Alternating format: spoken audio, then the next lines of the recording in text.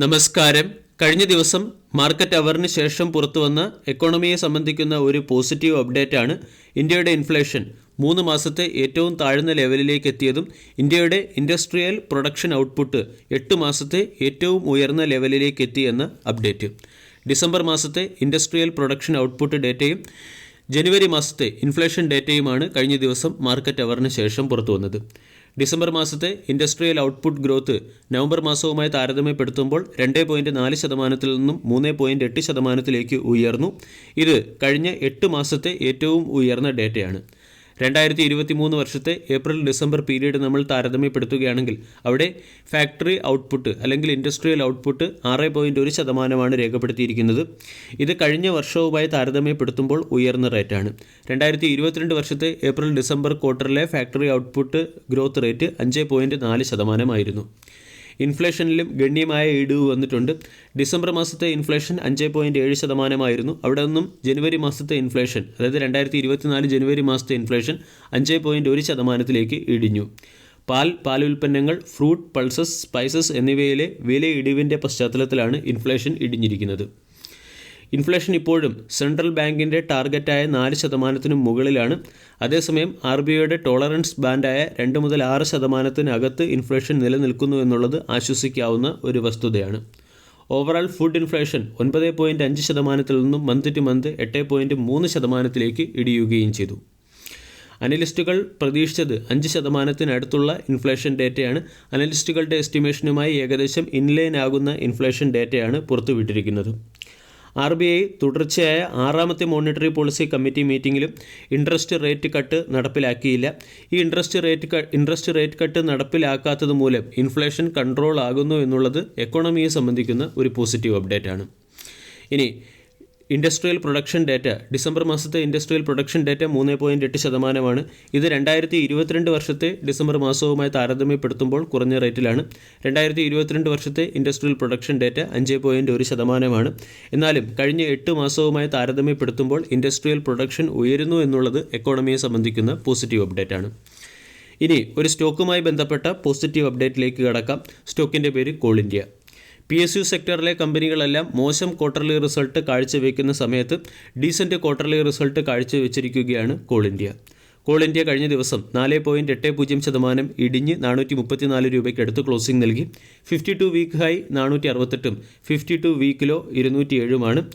2.67 ലക്ഷം കോടി രൂപയുടെ മാർക്കറ്റ് ക്യാപ്പുള്ള കമ്പനിയുടെ valuation 9.54-ഉം dividend yield 5%-അടുത്തും. Call ഇന്ത്യയുടെ ക്വാർട്ടർലി റിസൾട്ടിൽ കമ്പനിയുടെ പ്രോഫിറ്റ് ഇയർ ഓൺ ഇയറിൽ 17% വർദ്ധിച്ചു.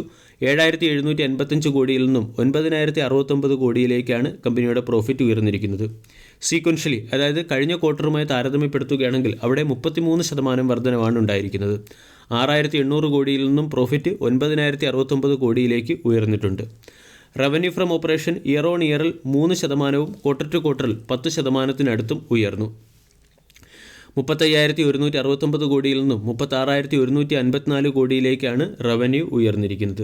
ക്വാർട്ടർലി റിസൾട്ടിനോടനുബന്ധിച്ച് 5 രൂപ 25 പൈസ പെർ ഷെയർ എന്ന റേറ്റിൽ കമ്പനി ഇൻട്രിം ഡിവിഡൻഡ് പ്രഖ്യാപിച്ചിട്ടുണ്ട്. ഡിവിഡൻഡിൻ്റെ റെക്കോർഡ് ഡേറ്റ് മാർച്ച് 12-ാം തീയതി. 2024 ഫിനാൻഷ്യൽ ഇയറിൽ ഇതുവരെ കോൾ ഇന്ത്യ 20 രൂപ 50 പൈസ ഡിവിഡൻഡായി നൽകിയിട്ടുണ്ട്. കഴിഞ്ഞ 3 മാസത്തെ കമ്പനിയുടെ പെർഫോമൻസ് നമ്മൾ അനാലിസിസ് ചെയ്യുകയാണെങ്കിൽ എക്സ്പെൻസിൽ വളരെ വലിയ വർധനവൊന്നും ഉണ്ടായിട്ടില്ല. 26,246-ൽ നിന്നും 26,268-ലേക്ക് കമ്പനിയുടെ എക്സ്പെൻസ് ചുരുങ്ങിയിട്ടുണ്ട്.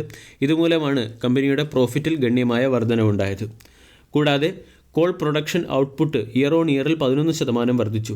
കഴിഞ്ഞ വർഷം ഡിസംബർ ക്വാർട്ടറിൽ 191.30 മില്യൺ ടണ്ണിൻ്റെ കോൾ പ്രൊഡക്ഷനാണ് നടന്നതെങ്കിൽ ഇപ്പോഴത് 199 മില്യൺ ടണ്ണിൻ്റെ കോൾ പ്രൊഡക്ഷനായി ഉയർന്നിട്ടുണ്ട്. ഓപ്പറേറ്റിംഗ് മാർജിൻ ഇയർ ഓൺ ഇയറിൽ 30%-ൽ നിന്നും 31%-ലേക്ക് മെച്ചപ്പെടുത്തിയതും ക്വാർട്ടർ ടു ക്വാർട്ടർ 25%-ൽ നിന്നും 31%-ലേക്ക് മെച്ചപ്പെടുത്തിയതും കോൾ ഇന്ത്യയെ സംബന്ധിക്കുന്ന ഒരു പ്രധാന അപ്ഡേറ്റ് തന്നെയാണ്. നെറ്റ് പ്രോഫിറ്റ് സീക്വൻഷ്യലി 6,814-ൽ നിന്നും 9,094-ലേക്ക് ഉയർത്തി എന്നുള്ളത് സ്റ്റോക്കിനെ സംബന്ധിക്കുന്ന പോസിറ്റീവ് അപ്ഡേറ്റ് ആണ്. 3 വർഷത്തെ sales growth 13%, profit growth 19%, ROE 47%. Call India എന്ന സ്റ്റോക്ക് ചുരുങ്ങിയ സമയത്തിനുള്ളിൽ ഇൻവെസ്റ്റേഴ്സിന് മികച്ച റിട്ടേൺ നൽകിയ സ്റ്റോക്കാണ്. ഈ മാസം 5% കറക്ഷൻ വന്നിട്ടും സ്റ്റോക്ക് 13% റിട്ടേൺ നൽകി. കഴിഞ്ഞ ഒരു വർഷം കൊണ്ട് 103% റിട്ടേണും 6 മാസം കൊണ്ട് 85% റിട്ടേണുമാണ് കോൾ ഇന്ത്യ നൽകിയത്. കോൾ ഇന്ത്യ എന്ന സ്റ്റോക്കിനെ സംബന്ധിച്ചിടത്തോളം 475 പ്രധാന റെസിസ്റ്റൻസ്, 400 രൂപയാണ് പ്രധാന സപ്പോർട്ട്. സ്റ്റോക്കിനെ അക്യുമുലേറ്റ് ചെയ്യാനുള്ള ഏറ്റവും മികച്ച റേഞ്ച് 375. PSU സെക്ടറിലെ സ്റ്റീൽ അതോറിറ്റി ഓഫ് ഇന്ത്യയുടെ ക്വാർട്ടർലി റിസൾട്ടും ഇന്ന് പുറത്തു വന്നു. നിരാശാജനകമായ ക്വാർട്ടർലി റിസൾട്ടാണ് സ്റ്റീൽ അതോറിറ്റി ഓഫ് ഇന്ത്യ പുറത്തുവിട്ടിരിക്കുന്നത്. കമ്പനിയുടെ പ്രോഫിറ്റ് 22% ഇടിഞ്ഞ് 423 കോടിയിലേക്കെത്തി. 298 കോടി രൂപയുടെ എക്സെപ്ഷണൽ ഗെയിൻ ലഭിച്ചതിന് ശേഷവും കമ്പനിയുടെ പ്രോഫിറ്റിൽ 22% ഇടിവ് വന്നു.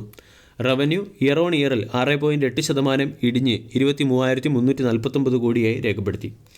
ദിലീപ് ബിൽഡ്കോൺ എന്ന കമ്പനിയുടെ ക്വാർട്ടർലി റിസൾട്ടിൽ കമ്പനിയുടെ പ്രോഫിറ്റ് 3.3% ഇടിഞ്ഞ് 107 കോടിയായി മാറി. റവന്യൂ ഫ്രം ഓപ്പറേഷൻ 23.87% വർദ്ധിച്ച് 2,876 കോടിയായി മാറി. റിന്യൂവബിൾ എനർജി സെഗ്മെൻറ്റിൽ ഇന്ന് നമ്മൾക്ക് ശ്രദ്ധിക്കാവുന്ന ഒരു സ്റ്റോക്കാണ് JSW എനർജി. JSW എനർജിയുടെ സബ്സിഡറി കമ്പനിയായ JSW നിയോ എനർജി എന്ന കമ്പനിക്ക് സോളാർ 500 മെഗാവാട്ട് ശേഷിയുള്ള solar wind power capacity setup ചെയ്യുന്നതിന് സോളാർ എനർജി കോർപ്പറേഷൻ ഓഫ് ഇന്ത്യയുടെ സൈഡിൽ നിന്നും ഓർഡർ ലഭിച്ചിട്ടുണ്ട്. വീഡിയോ എല്ലാവർക്കും ഇഷ്ടമായി എന്ന് വിശ്വസിക്കുന്നു. താങ്ക്